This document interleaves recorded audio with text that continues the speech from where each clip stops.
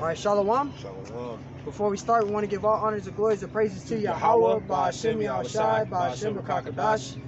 Yahweh, which is the one true name of the Heavenly Father, Yahweh Shai, who the world ignorantly calls Jesus Christ, but his one true name is Yahweh Shai. We'd like to give double honors to the elders and apostles of Great Millstone, because those are the men who we learned this truth from, through the spirit and power of Yahweh Ba'ashem Yahushai. Peace, blessings, salutations, so for elect. Shalom to you, sincere brothers scattered abroad, pushing forth this word of truth and sincerity. I'm your brother Mashiach Arazakah.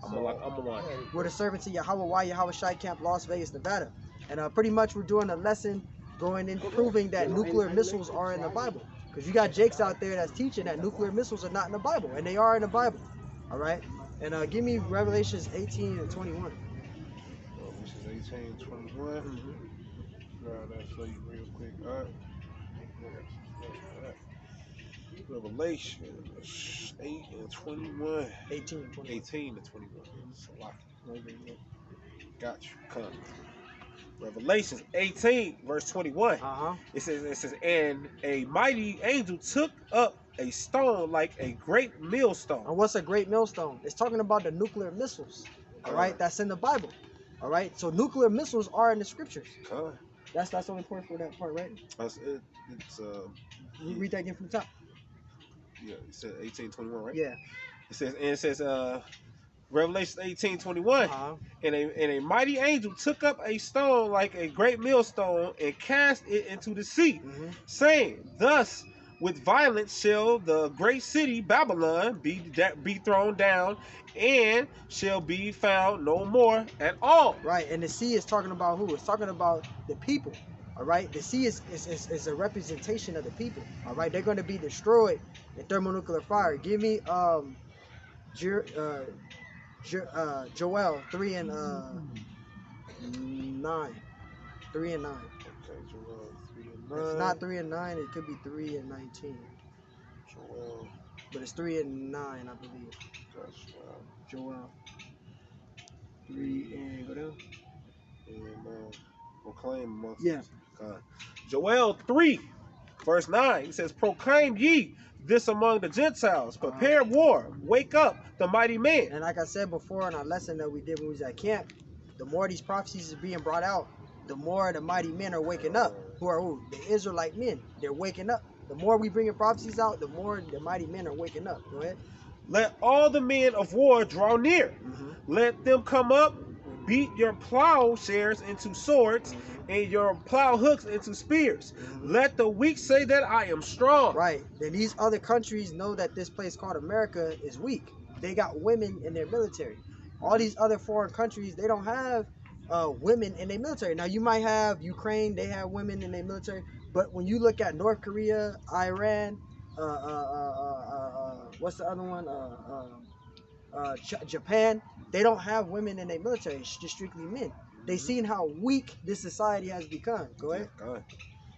And it says right here, and assemble yourselves and come, all ye heathens, and gather yourselves together round about. Thither cause thy mighty ones to come down, O Lord. Let the heathen be weakened and come up to the valley of Jehoshaphat. Jehoshaphat is from the Middle East. The Lord is stretching his hand out from the Middle East. And that's where everything is going to take place. Go ahead. For there will I sit to judge all the heathens round about. Right. And there's a particular judgment that the Lord is going to do, which is going into World War III. Because World War III is in the Bible, regardless if you believe in it or not. Go ahead. Put ye in the sickle of the harvest. The harvest is ripe. Come down, you, it says come. Get you down, for the press is full. The fat overflows, for their wickedness is great. The multitudes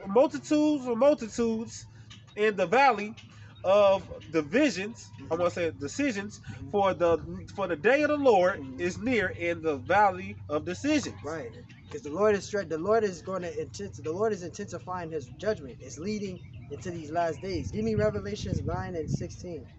Revelations 9 and 16. All right. Revelations 9, verse 16. It says, in the number of the armies, the armies is the nuclear missiles. Go ahead. Of the horsemen were 200,000 thousands. 200,000 is 200 nuclear missiles. 200 million nuclear missiles. Read that again from the top. And the number of the army of those horsemen were 200,000. Right, that's 200 million nuclear missiles. Go ahead. And I heard the number of them. And that's the number of the nuclear missiles. Go ahead.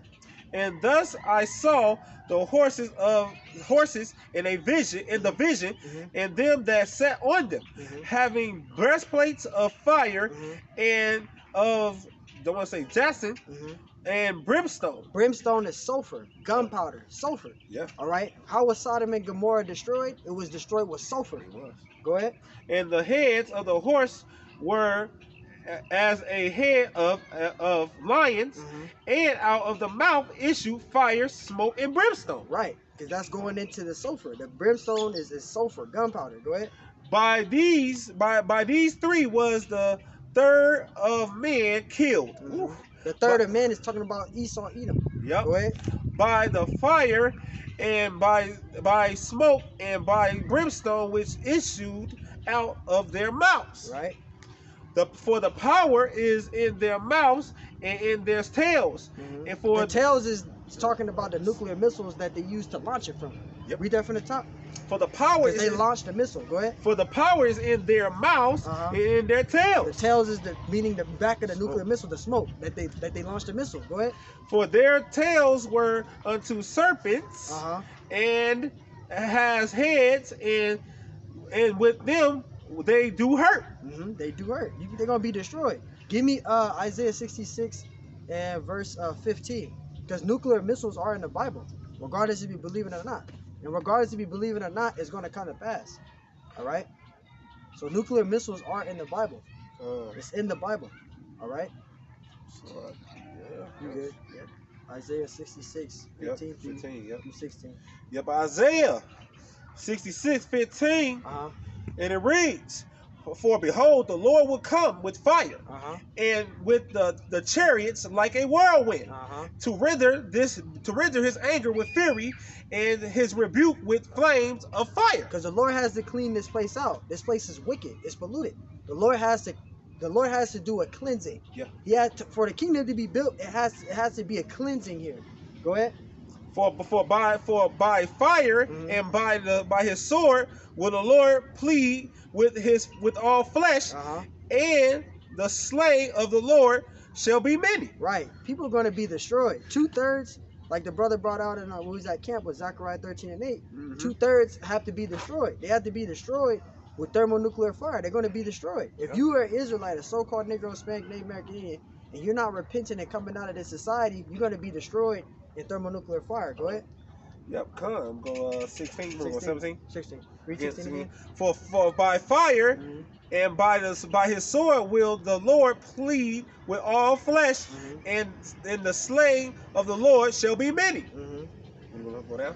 So the slain of the Lord, I'll stop right there. Okay. So the slain of the Lord shall be many. So you're going to be destroyed. Thermonuclear, this place called America is going to be destroyed with thermonuclear fire, with thermonuclear missiles. That's through the judgment of the Lord. The scripture say in Ecclesiastes 12:1, it says, remember thy creator in the days of thy youth, while the evil days come not. Because the Lord is intensifying his judgment. I'm going to end it with, I think it's Jeremiah. Is it Jeremiah? It could be Isaiah. But I don't want to make sure.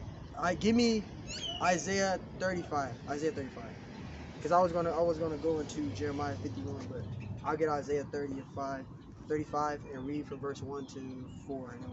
Because there's more scriptures, but I don't want to be here all day. I just want to get to the main point. Yeah.